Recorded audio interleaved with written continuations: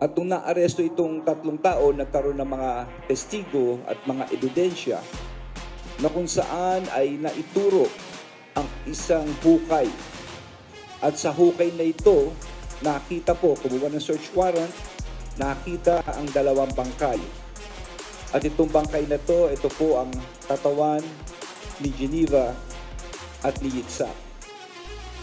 Ito po ay na-identify ng kanilang mga miyembro ng pamilya nila. Ang naka-aresto ngayon under police custody ay si Michael Giang.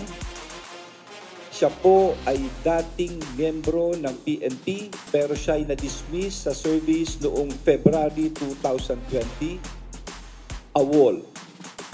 At ang pangalawa ay si Romel Aboso, dati rin miyembro ng Philippine National Police pero na-dismiss sa serbisyo noong 2019, again, AWOL. At merong isang... Let us hear the opening statement of the SILG. Magandang hapon po sa kanilang lahat. Of course, ating mga nanonood, nakikinig at sa ating mga kaibigan sa media. Katabi ko po ngayon ang ating Chief of the Philippine National Police, si Chief Romel Marbil. Ang kanyang nasa kaliwa, ang ating pong Regional Director ng Region 3, of course, si General Hidalgo. At sa aking kanan po naman, ang head po ng Criminal Investigation Detection Group o si ITG, si General Leo Francisco. At marami rin po tayo iba-ibang mga opisyales ng PNP na nasa likod, no? Kamukha po ni General Tates, General Mata ng PIDEG at iba pa, para kung meron mang katanungan mamaya ay pwede po nilang sagutin. Bago tayo magsimula, ako po'y nanggaling Mindoro ngayong kaninang umaga at gusto ko lang pasalamatan ang mayor ng Bogabong dahil nag-donate ng 5 hektarya para sa DILG Regional Office, 11.8 hectare para sa Special Action Force, 5 hektarya para sa PNP Intelligence Group, 5 hektarya para sa Bureau of Fire Regional Training Center, 2 hektarya para sa PNP K9 EOD, 5 hektarya para sa PNP Maritime LAT, 2 hektarya para sa Maritime Training Center, at 2 hektarya para sa Police Security and Protection Group LAT. So napakalaking bagay po nito para sa ating kapulisan sa DILG and of course para po dito sa sa Maritime. Tahimik lang muna tayo. Okay. Ngayon, 2 paksa po ang ating pag-uusapan, actually 3 no ngayong umaga. Una-una ngayong araw na ito. Una-una kamukha ng sinasabi po natin, talagang agresibo ang ating PNP pagdating sa laban sa droga. Pabayaan nyo lang sabihin ko ang accomplishment sa loob ng 4 na araw, mula July 1 hanggang July 5, na kung saan nagkaroon ng ating PNP ng 651 police operations, na kung saan 827 ang naaresto, no? At ang nakumpiska dito ay 13,597 na gramo ng shabu, 11,908 na gramo ng marijuana at 29,222 na mga plant ng marijuana. Ang total halaga ho nito sa loob lamang ng 4 na araw ay higit kumulang 100,858,000. At bahagi po ng accomplishment na ito, alam nyo may nakuwang mga pakete na lumulutang sa 2 lugar. Ito ay sa Ilocos Sur, no, sa baybay ng Ilocos Sur. At dito po ito sa may Agno, Pangasinan. No? At nung ito'y nakuha, ngayon po ito'y nakuha noong June 24 hanggang July 7. Kaya ako'y nagpapasalamat sa mga fisherman at fisherfolk, sa mga mangingisda natin na isinurrender ang karamihan nito at hindi po sila nagka-interest. No? Kaya kahapon, kausap ko lang ang ating PIDEA Director, si Moro Lasso, at kung hindi ako nagkakamali, itong araw na ito ay nakatakdang i-distract, no? I-distract itong mga shabu na itong nakuha po sa paketing ito. No? At ito ay gagawin sa Angeles Crematorium Cemetery sa Kawayan, Ilocos Sur. Okay. At hindi ho tayo tumitigil dito dahil andito rin ang ating PNP Maritime Group at Coast Guard sa pagsasagawa ng Joint Maritime Patrol para ipatrol at hindi lamang yun, para tignan na rin ang mga iba pang mga naiiwan doon. No? So ito ho yung mga follow-up operations ng ating grupo ng PNP. Pero ang sabihin na nating importanteng balita sa ngayon, ito ay hingil sa nawawalang kay Geneva Sarita Lopez at Israeli Yitzhak Cohen.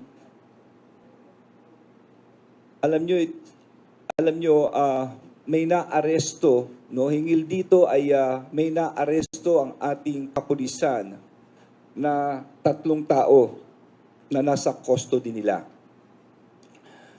At nung naaresto itong 3 tao, nagkaroon ng mga testigo at mga ebidensya na kung saan ay naituro ang isang hukay. At sa hukay na ito, nakita po, kumuha ng search warrant, nakita ang 2 bangkay. At itong bangkay na ito po ang katawan ni Geneva at ni Yitzhak. Ito po ay na-identify ng kanilang mga miyembro ng pamilya nila at sa ngayon po ay nag-undergo ng tinatawag nating DNA testing para panigurado. Yung 3 taong binabagit ko ay nasa kustodiya ng kapulisan sa ibang kaso. Pero malaki ang kinalaman nila dito po sa kaso ni Geneva at ni Yitzhak. Ang naka-aresto ngayon under police custody ay si Michael Giyang. Siya po ay dating miyembro ng PNP pero siya ay na-dismiss sa service noong February 2020, AWOL. At ang pangalawa ay si Romel Aboso, dati rin miyembro ng Philippine National Police pero na-dismiss sa serbisyo noong 2019, again, AWOL. At merong isang sibilyan na nasa custody ngayon, ang pangalan ay Jeffrey Santos. No? So itong 3 ito, kasama ang 2 taong nag-voluntary surrender sa kapulisyan, si alias Junjun and alias Dondon. No? At meron pang 2 at large. Mga kasama, I would like to congratulate the hard work of our police here dahil halos tapos na po ang kasong ito. May iba na lamang silang ginagawa para maikompleto ito at tuluyang ma-file na ang kaso hingil dito. No? Ito'y ginawang posible because of the SITG na ginawa nga rito. Of course, pumumuno po ng ating Chief Romel, no? Si PNP Chief Marbil, and of course, ang ating CIDG, kaya siya nahuli po ngayon, si Leo Francisco, at sa ibaba naman, umaksyon ng mga kapulisyan natin sa kanyang riyon. Ito po si General Hidalgo ng PRO3.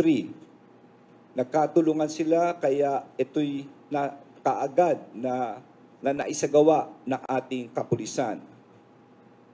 Mamaya, ihaharap po namin itong ilan ba dala mo? 2? Itong 2 ito, itong mga ex-police na ito, para naman na makita nyo. Kung mapapansin po ninyo, tuwing nagpapakita kami ay naglalagay kami ng mask at sombrero dahil ito na rin ay sa mga human rights na sinasabi ng mga polisiya po ngayon. Sana maunawaan ito ng ating mga nanonood. So, mamaya, kung may katanungan hinggil dito, ibibigay ko ang phone, ang microphone kay Jean, no? Okay.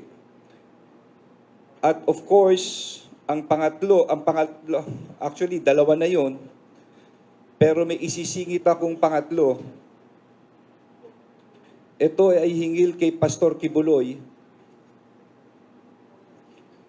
Si Pastor Kibuloy, kasama si Crescente Canada, Pauline Canada, Ingrid Canada, Jacqueline Roy at Sylvia Semanes ay mga pugante.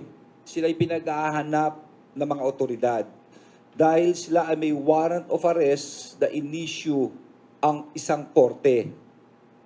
Ang kaso nila sa ating mga kababayan ay child abuse, bata, and exploitation, child abuse and exploitation at qualified trafficking. Hindi ho biro ang kasong ito, kaya ito'y walang piyansa, ang sabi ng korte. Hanggang sa ngayon ay sila'y pinag-ahanap ng mga otoridad. Gusto ko hong i-anunsyo sa mga nanonood at nakikinig na meron tayong mga kaibigan na gustong tumulong sa paghanap sa kanila at nag-o-offer ng reward ng 10 million pesos for any information leading to the arrest of Pastor Kibuloy and 1 million each for Crescente Canada, Pauline Canada, Ingrid Canada, Jacqueline Roy at Sylvia Semianes. Inuulit ko, meron pong reward na 10 million sa mga taong makakatulong sa pagdakip ng mga pugante na si Pastor Apollo Kibuloy at 1 milyon naman kay Crescente Canada, Pauline Canada, tigi 1 milyon ito 1 milyon kay Crescente, 1 milyon kay Pauline Canada, 1 milyon kay Ingrid Canada, 1 milyon kay Jacqueline Roy at 1 milyon kay Sylvia Semianes. So, ito po ang binabahagi namin ngayon para malaman nyo naman ang ginagawa ng DILG at lalo na ng Philippine National Police. Gusto po namin maging transparent para kung may mga katanungan pa. O nga pala, bago ko matapos, meron pa pala isang issue tungkol dito sa dayuhan na 2 bangkay na nakita po rito sa Camarines Sur. No? Sina Jimmy Jingsun at na isang Chinese-American at Ke Fuxia, isang Chinese-American. Sila'y pinaniniwala ang biktima po ng pagdukot at kasalukuyang ito'y iniimbestigahan na ng ating AKG. Andirito po ang ating AKG rin para sagutin anti-kidnapping group po natin. At maganda ang development ng kaso. Meron na po silang nakikita magandang development. Hindi ko lang pwedeng masabi ngayon. At aside dito, nakipag-ugnayan na sa iba-ibang foreign, mga dayuhan na ahensya. Particular sa mga counterpart natin sa ibang bansa tungkol po rito.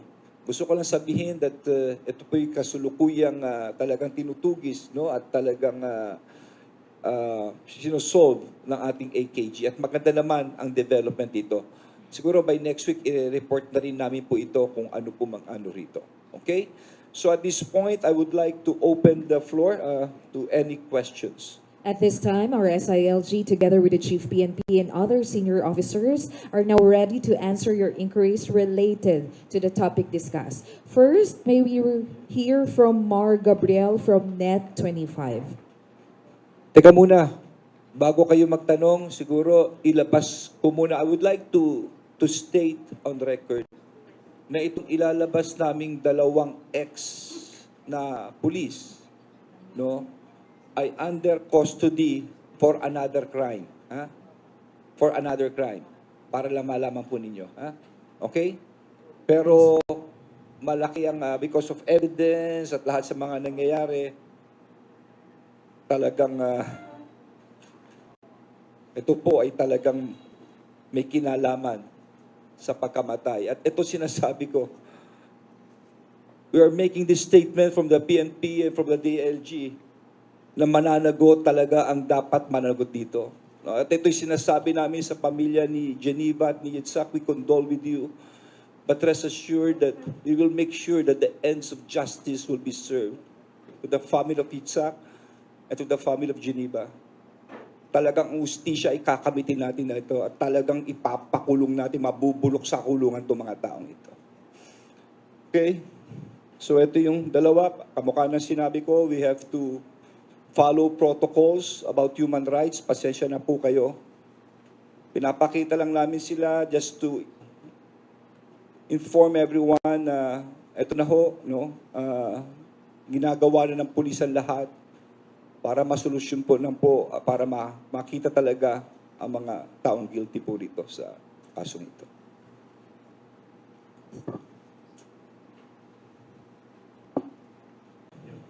Sino si ano dyan? Una. Sino si Giyang? Sino si Abuso?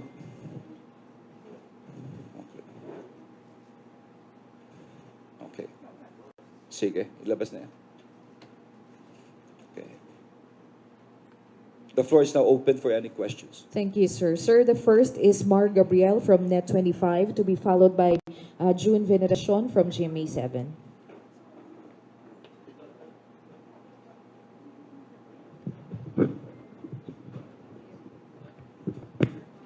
Mike. Sec, good afternoon po, Chief, and the two other generals. Sec, na-establish na po ba natin kung ano po ang naging motibo sa pagpatay po dito sa mag-boyfriend na si Cohen? Before answering the question yung tungkol sa motibo, sorry gusto ko lang, I really admire this person, no? Mula nung nakasama ko, ang daming na-accomplish, ang daming nagawa. I would just like to give this microphone to our Chief PNP to give some statements about this case, sir. Magandang hapon po sa inyo lahat. No? Nagagalak po kami dun sa pagka-solve po ng police natin. Practically, when we're talking po kanina po, talagang it's really practical na talagang pinaghirapan ng police. Old-fashioned police work. Talagang ang hindi po minadali. We go for details, sabi ko nga. And kanina, sabi ko kay General Francisco, when will we file a case? And sabi nga niya, we have to consult yung DOJ. Kaya po siya na-late ng konti kasi we have to consult with DOJ na talaga yung tight yung close natin. Tight po yung kakaso natin para yung sabi po ng minamahal nating SLG, talagang ibubulok po natin sa kulungan itong mga taong to. And we are so sure with the evidence gathered by CIDG and Region 3, sigurado pong hindi makakawala to as promise po ng ating minamahal na SILG po. Chief, who can answer yung tanong ni ano raw yung motibo? Sino ba yan po? Yes, good afternoon to everybody. For our investigation, kung makikita nyo, yung Magnovia ay nagkaroon ng pagkakataon na makipagkita kay Giyang. Dahil si Giyang ay may isinanlang lupa kay Geneva. At gusto nang bawiin ni Geneva ang lupa na kanyang isinanla kay Giyang. In the same manner, sinabi ni Giyang na may buyer din yung lupang sinanla niya. At ipapakilala nga niya kay Geneva itong si Abuso as buyer. From that point, nakita sila sa Barangay Armenia at binaril ng 2 pulis na ito, na dating pulis na to, ang magkasintahan. So makikita nyo, it's a planned activity. Nakita nyo na one day before sa aming investigasyon ay nag-usap si Giyang at si Abuso tungkol sa gagawin nila sa Magnovia na to. So there was that plan of killing itong Magnovia na to. So makikita nyo, ayaw ibigay ni Giyang yung lupa na isinanla niya kay Geneva. And we are collating some more evidence and statement dahil tinitiyak namin na dito nagsimula sa motibo na ito yung pagpatay sa Magnovia na to. So other John Does who are included or suspects ay iniisa-isa na namin yung participation nila. And with the help of the DC-20 provided by the DOJ, nagkakaroon kami ng case conference with the NBI para mapagtugma-tugma namin at maibigay namin lahat ng mga loose ends dun sa statement ng bawat isa. And in the next 2 days, maipapile namin ang criminal complaint for 2 counts of murder against Giyang, Abuso, and other Jandos. Sir, bakit humantong sa pagpatay kung gusto niya lang bawiin yung lupa? Ayaw ibigay ni Giyang yung kanyang isinanang lupa kay Geneva. So yun yung pinakang meat nito. Ayaw ipabawi ni Giyang yung isinanla niyang lupa kay Geneva na gusto nang kunin ni Geneva. Sir, yung 2 other persons of interest na hinahanap natin, ano yung participation nila? So sa investigasyon namin, they plan, kaya may conspiracy kami nakikita, but we are not limiting dun sa ibang other suspect kung ano yung kanilang magiging participation, maaaring principal or accessory dito sa ipapile naming murder case against them. Sir, principal, ibig sabihin, posibleng may mas mataas pa?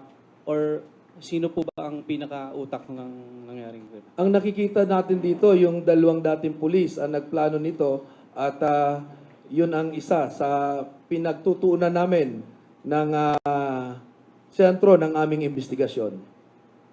Salamat po. Thank you, Sir Mar Gabriel. Next, may we request June Veneracion, GMA7, to be followed by Benji Durango from PTV4. General Francisco, follow up lang po. Yung Giyang, di po ba sabi nyo, yung po siya yung mastermind? Kasi siya po yung pinagsanlaan, di ba, na ayaw niyang ibalik na yung lupa. Si Giyang ang nagsanla ng lupa kay Geneva. At gusto nang kunin ni Geneva yung lupa, ayaw ibigay ni Giyang. So lumalabas siya nga po yung main guy. Siya ang main suspect at si Abuso being kabady niya dahil silang 2 ang bumaril dito sa ating mga victims. Gaano katagal yung pwede ba nating ilatag, General Francisco, based lang sa information na meron kayo, yung timeline, di po ba nag-meet sila, kailan po pinatay? Yes, we will be providing you with the timeline, but I think hindi pa masyadong pinale yung maipapakita namin sa inyo, but we have reports na pwede naming ibigay sa inyo dahil dinadiagram namin ito kanina at may mga kailangan pa kaming ilagay na mga statement pa ng iba naming witnesses. Kung yung 2 po yung main participants, yung the rest, ano yung mga naging role pa nila? Sila ay kasama sa sasakyan. So, yun yung aming tinitingnan at lahat sila ay kailangan naming mabigyan ng tamang mga ebidensya para tamang kaso ang maibigay namin dun sa participation ng mga other Jandos other than the 2 main suspects. Yun lang po ang participation nila, kasama lang po sila sa sasakyan o meron sila nagbuhat ng Yun yung cadaver? tinitingnan natin at hindi ko describe sa inyo dahil we will file appropriate cases within the next day, kaya I cannot divulge to you kung ano yung mga specific participation nitong other Jandos and suspects. Yung 3 in custody, sila po ba'y suspect na? Yung 3 custody namin, Giyang, Abuso, and alias Jeff, ay mga suspects na. Thank you very much, Mr. Veneracion. Next, may we request Mr. Benji Durango, PTV4, to be followed by Mr. Alfred Dallison, People's Journal. Magandang hapon po. Sir, CIDG, sir, I'm sorry. Follow up lang kay Kuyang Jun, yung tanong ko. Yung crime ay nangyari ng 21. Isang araw lang ba nangyari lahat ito? Yes. Nung sila ay dumating sa lugar na yon, counting panahon lang at sila ay kaagad binaril nitong ating mga suspect Saan po sila binaril? sa loob ng sasakyan. Yung po ba yung sasakyan na nakitang nasunog sa daan? Yun yung sasakyan na nakitang nasunog na ginamit ng dalawang victims. Anong kaso ang kinakaharap nito mga suspects natin? We are preparing complaints for 2 counts of murder against all these suspects.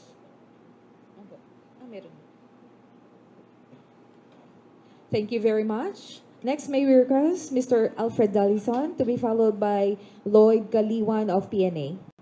Go ahead, sir. Good afternoon, sir. Kay General Francisco, sir. Sir, yung dalawang suspects natin na ex-policemen, I understand na hinuli sila dahil sa illegal possession of firearms and explosives. May evidence na ba tayo yung nakuha mga baril ginamit dun sa pagpatay, sir? Yes, we are doing the cross-matching with the forensic and we have submitted the confiscated firearms from these 2 suspects and we are waiting for the result of that examination. Kay SILG and Chief PNP, sir. Sir, yung ongoing reforms natin, palagi na lang paala-ala niya sa mga pulis, whether active or retired or yung magbago na, sir. Sir, eto, dalawang pulis na naman, ex-policemen ang involved. How do you feel, sir? How do you feel? Sir, ganito na lang paulit-ulit. Sa totoo lang, masakit eh.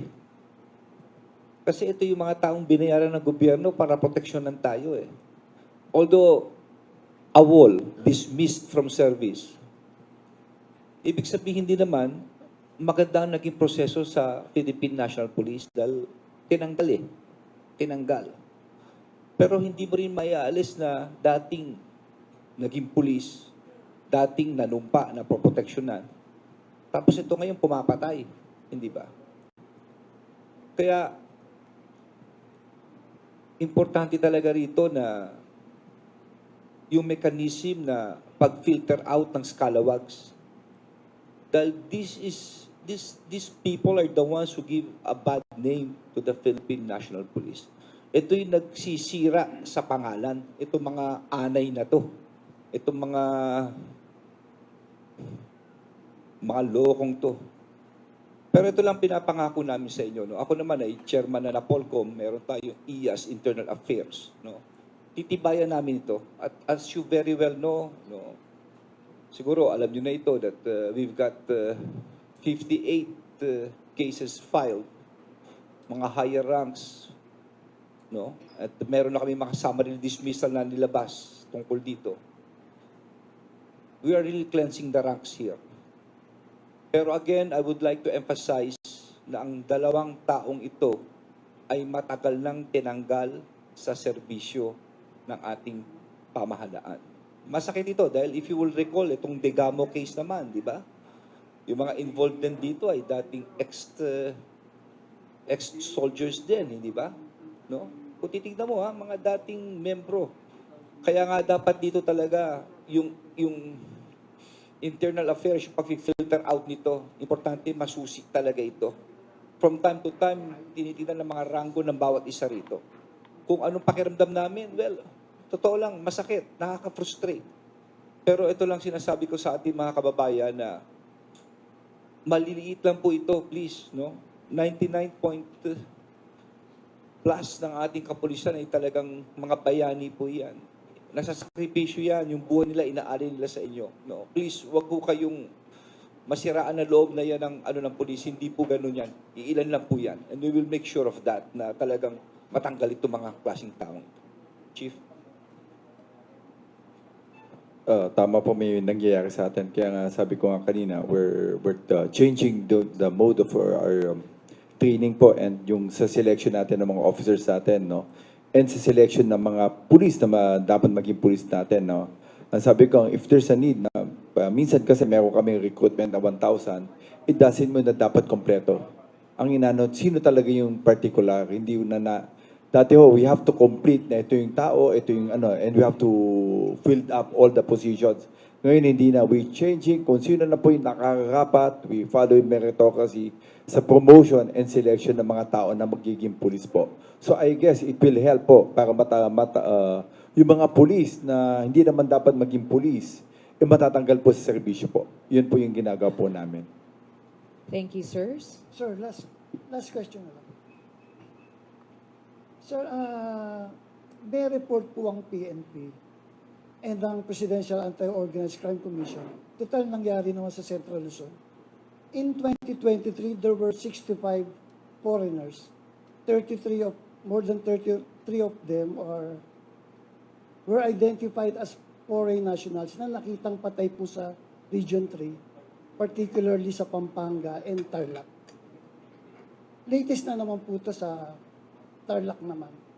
What are we doing to stop these mga illegal activities? Parang doon lahat sir napupunta, pinapatay mga foreigners sir.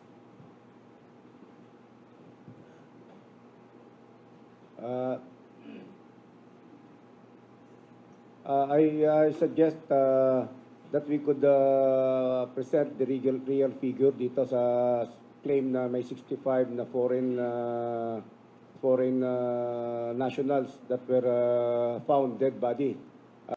Nagpa-consolidate na ako ng aking mga figure and it is very far from what have been published in several newspapers.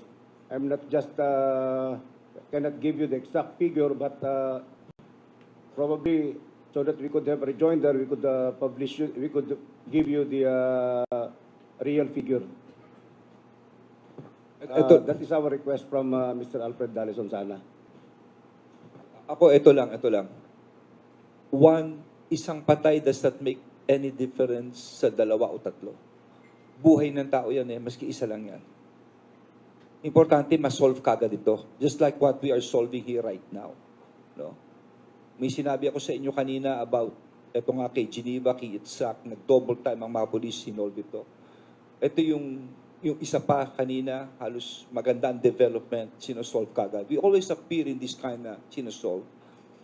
Itong sa PAOK, nung lumabas nga ito, no, importante, it's not a matter of 1, 2, or 3, o kung ilang paman yan. Importante, bawat isa dyan, ma-solve kagad, ma-inventaryo kung sino-sino ito, ano identification to, saan galing ito. No? So, dapat siya may timetable talaga yan, makita yan. At they must also work with other agencies of government like the immigration for this, no, para makita yung listahan nito.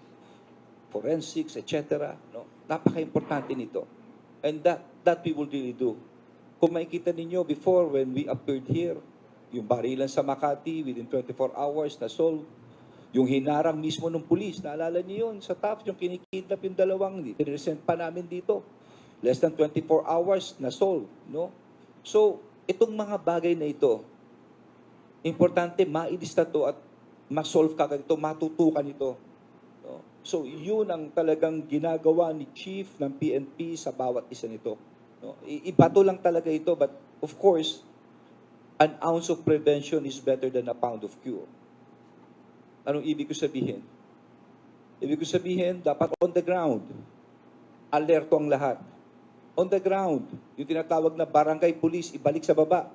Yan ang utos ng ating mahal na Pangulo. Dapat nakikita ang police on the ground. Andito nga si General Nartates, mag-uusap kami mamaya para dito sa Metro Manila that they should give us the worst barangay na sinasabi na may mga drugs. Bawat LGU, magsabi saan dyan. At dyan maglalagay talaga ng mga pulis, dyan kakain, dyan matutulog, dyan babarkada, hanggang mawala yung mga kriminal na yan. Yun ang magiging ni Chief, no? At nagawa na ito dati. No? So, ganun po yan, Alfred. For us, one life is life. It does not matter yung numbers, although talaga nakakalula ito. But even if it's one life, dapat ito'y matutukan ng husto talaga. No? This is to give justice to the family of those who've lost their lives. Thank you, sir. May we now hear from Lloyd Kaliwan, PNA, to be followed by DZXL, Angel Ronquillo. Hi, sir. Hi, Chief. Good afternoon. Chief, tanong ko lang regarding dun sa kay Pastor Kibuloy. Ano yung mga possible na kaso dun sa nag-aano ng cuddling of fugitives? Of course, teka lang, meron kaming ano dyan, number one, yung cuddling of that's number one, that's obstruction of justice, no? I just want to read yung, that's a PD 1829 po. Obstruction of justice. Yun po yung pwedeng ikaso sa mga tao na nagtatago at hindi sinasabi kung asan yung ano, para ito po, harboring or concealing or facilitating the escape of any person he knows or has reasonable ground to believe or suspect has committed any offense under existing penal laws in order to prevent his arrest, prosecution, and conviction. Chief, follow-up ko lang kasi may mga recent statements si former President. Are you looking into it? Alam mo, tama po yan, and we're looking for ito. Any statement na nasasabi kung asan yung tao, talagang pinag-aaral lang po namin kung talagang papasok po dun sa PD 1829. And we're just waiting for witnesses po na ito po yung sinabi niya para mag-file po ang PNP kung talagang nagwawakan po dito sa PD 1829. For SILG lang. Sec, tanong ko lang, sino yung mga nagbigay ng reward? Nag-offer? Ayaw lang pa sabi yung pangalan nila, but you know, mga kaibigan sila that sabihin na natin frustrated. That these are these people, just look at, isa-isahin natin ano ba ang krimen? Ang krimen ay child abuse and exploitation. No? Mga bata. Pangalawa, trafficking. Ano yung trafficking? Lalabas-pasok mo, mga tao mismo. At ito'y walang piyansa. So, itong mga taong ito, parang na-frustrate sila. Bakit gano'n? Parang, simple lang naman Ako'y nananawagan kay Pastor Kibuloy.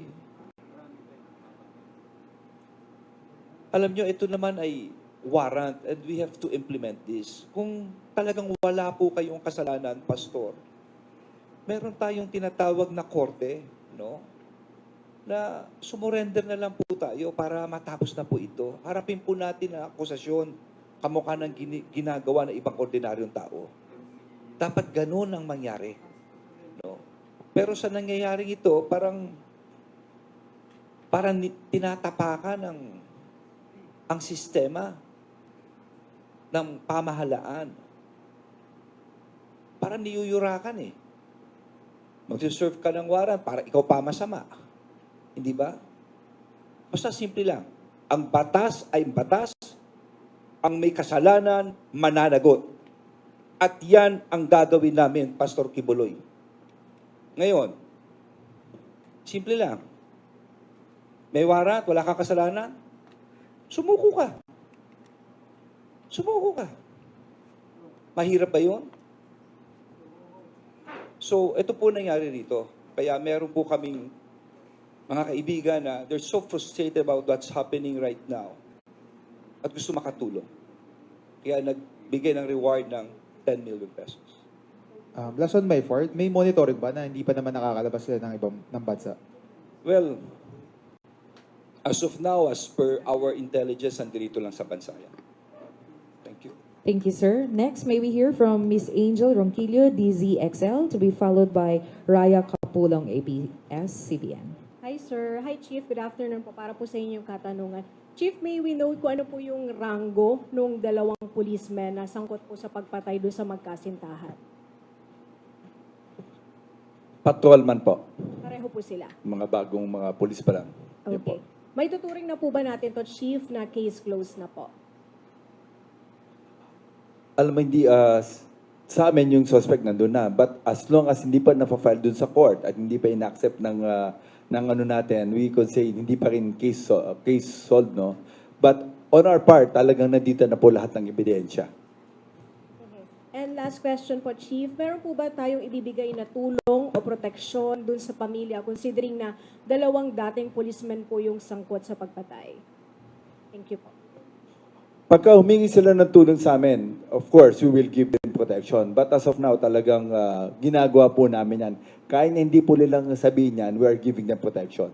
Yun po yung masasabi ko po. Thank you very much. Next, Ms. Raya. Good afternoon po. Kay Chief or kay General Francisco, sir. Sir, pa-establish lang po, paano po nagkakilala si Giang, Aboso, at si Lopez at si Cohen? Dati na ba silang nagkaroon ng transaction na may kanilaman sa lupa? At sino ang nagsilbing middleman para magkakilala? Yes, ang naging fruit pa lang o resulta na nga yung investigasyon ay yung pagkikita ni Geneva kasama ng kanyang nobyo kay Giang and Abuso. So, we are still digging kung ano yung mga previous activities or transaction nila. So, doon pa lang kami sa nangyari noong June 22 at 21. Sir, would you know kung magkano, sir, sinanla? How much yung pinag-uusapan? Wala pa kaming ganong amount dahil we haven't talked with the family tungkol doon dahil we are still respecting yung kanilang morning ngayon. And yung laki din ng lupa kung gaano. Wala pa rin. Wala pa. Thank you, sir. Thank you very much. May we hear again from Mr. June, GMA7. For General Francisco, sir, follow-up lang nung kay Raya kanina. Medyo wala pang clear na information doon sa kung magkano, gaano kalaki yung lupang pinag-uusapan. Pero I suppose considerable yung amount and yung land na pinag-uusapan kasi humantong ito sa pamamaril, pagpatay, paglibing, General. Yes, we are looking into that and I think the SITG will provide you with the answer in the next coming days. So papunta na kami doon June at wala pa lang talaga yung real na sukat ng lupa at kung magkano na isanla. Si Diang po ba, General, ay kinontrata niya yung mga kasapakat niya or paano po ba gumana yung grupo na yon? So yun yung iniimbestigahan namin kasi we will file the case within the next 2 days kaya kailangan naming maging certain. Hindi muna namin may announce to June and Raya. Yung prime, last na lang sa akin, yung prime witness nyo, General, paano ba siya nagkaroon ng communication sa police? Paano siya nag-come forward? Yes, kasama mismo siya ni Abuso. No, di ba sir, crucial yung pag-surface niya eh. Crucial yung paglapit niya sa mga police. Siya ay nakonsensya, lumapit siya sa CIDG at lahat siya ng mga nangyari nung araw na yon. Yes. Thank you. Pero kasama po siya dun sa van, di po ba? Nung nilibing yung... Yes, I answered na kanina yan. Pero pardon me, ongoing kasi yung final ng aming transmittal. We will give once na ma-file namin yung complaint. Thank you very much. Last question, sir, from Ian Magnahanoy, A to Z.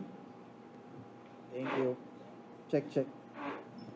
Good afternoon po, Police General Romel Francisco Marbil. Ian Maghanoy po from Balitang A to Z. Ibang question naman po ito for the record lang. How will the PNP respond to the social media post of South Korean professional footballer si Yin Yong Park warning of pickpockets in Bonifacio, Global City in Taguig? Biktima raw po siya ng pickpocket ng 6 na babae. And sinubukan niyang humingi ng tulong sa mga guards doon and wala raw pong reaction yung mga guards. So far, ang sabi niya sa post niya ay safe naman yung atleta at nabalik naman yung wallet niya. Kaso nga lang, wala pong laman na yung pera niya. May na-file po bang report ang tungkol dito sa kapulisan? Thank you. Tama-tama, nandito yung NCRPO. But ang nangyari talaga niyan, that's private kasi yung BGC na yan eh. Mostly ang nandyan karamihan mga security guards. What we have right now is sa post. Lahat ng report na pupunta sa amin. Patang umiikot dyan, sabi ko nga, yung mga security guards sa BGC, that's a private area. Kung ano yung ano mo, I'll just ask, andito po yung NCRPO natin just to give you details, no? And mas ano sa kanya, kung ano po yung talaga nangyari. But we're so happy po talaga na balik naman po yung ano ng pulis natin. And I know nahuli naman po yung mga tao na nandun. Nag-viral po yun eh. Naging concern ko rin to talaga yan.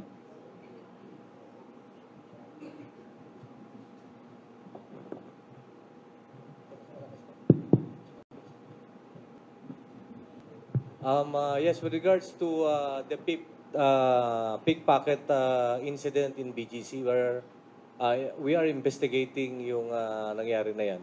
As well as with the different MRT stations, hindi lang naman doon sa MRT stations. We have 42 MRT stations in Metro Manila, and we are, katulad ng sinabi ng ating good SILG, an ounce of paano ma-prevention is better than a pound of effort to cure. So, we are deploying more policemen on the streets, particularly areas of convergence, not only in BGC, but also, of course, to different areas like Cubao, public market, churches, and ito na nga, yung ating MRT stations. In NCRPO, we are deploying about half of the 2,501 na merong nag-FTP or field training. So makakadagdag yon, including personnel downloaded from national headquarters. And soon, this bunch of criminals on the streets preying on our tourists, lalong-lalo na ito yung turista natin dito sa BGC. Mahuhuli din yan, maubos din sila. Thank you po. Maraming salamat po. Thank you very much. And that ends the question and answer. May we request our SILG for the closing, sir? Well, final message. Unang-una, ako'y nagpapasalamat sa ating mga media partners here at sa ating mga kababayan na nakikinig. Rest assured na kaya po namin ginagawa to para lahat ay maging transparent, and probably we'll do this regularly para alam niyo po nangyayari, kung anong katanungan. But what is important, andito po ang DILG, ang PNP, parati po naglilingkod para sa bayan. Maraming salamat po. To our SILG, Chief PNP, and other senior officers, thank you for your time. And that concludes, ladies and gentlemen, the press briefing with our SILG. Thank you for your participation.